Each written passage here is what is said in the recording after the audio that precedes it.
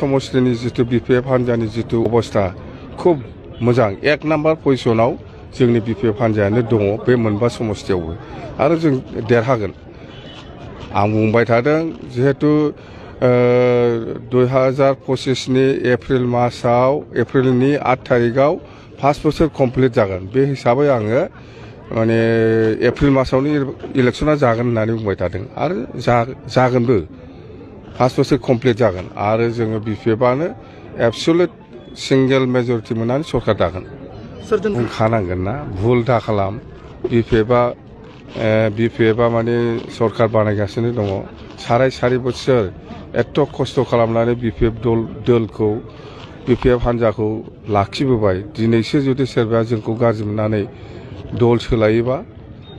बियो गावखौनो नस्थ' खालामनानै लानाय जागोन होनना बुंदों बे जोंनि कर्मिफोरखौ मिथिबाय बारा गोबाव गैखाला जिहेतु इलेक्शना बे हिसाबै आं बुंदों ओंखायनो नस्थ' खालामनानै लानो नाङा जेरैबायदि खस्थ' खालामदों बेबायदि खस्थ' खालामबाय थाबाव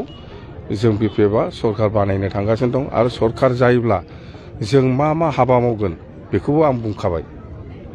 दे